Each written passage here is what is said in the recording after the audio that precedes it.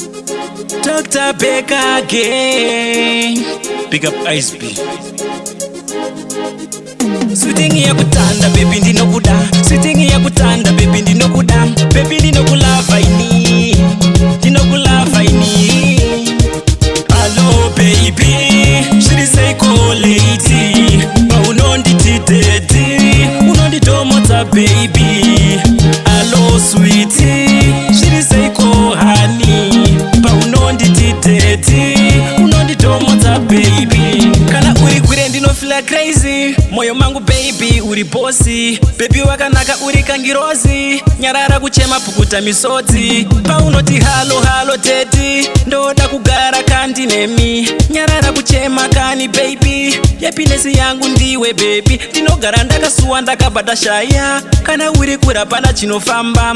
Kana tiri tese zvese zvinofamba. Baby ndakusuwa uya kumba. Hello baby, shiri say call lady. Ba unondititeti, unonditomota baby. Hello sweetie, shiri say call honey. Ba unondititeti, unonditomota baby. Ba unondibata bata paye, pandokubata bata paye. Ini ndinofila zviripo, baby parudo une chipo. Unondibata mushe mushe seka chete. Ndoda kuti tigare tiri pamwe chete. Rega ndikuuze chinhu chimwe chete. Kana ndinewe zvese zviri kete. Wakandida ndakadaro ndokuda wakadaro. Ngwarira mamero anoparadza rudo. Rudo unaro runako unaro baby. Rudo unaro runako unaro lavi. Hello baby, shiri say call lady. Ba unondititeti, unonditomota baby.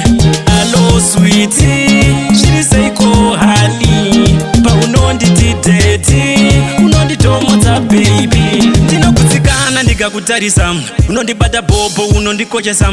Baby ndinokuda unondinzwisisa, kana nini wacho ndinokunzwisisa. Pauri pfungwa ndakadzamisa, kuhama dzangu unondidarisa. Vavengi vakawanda vanotirwisa, asi Mwari vekudenga vanotikundisa. Baby ndinokuda nekuti vakavimbika, mashoko akataura ndakachengeta. Chidzidzo chedu baby chengeta, chidzidzo chedu baby chengeta.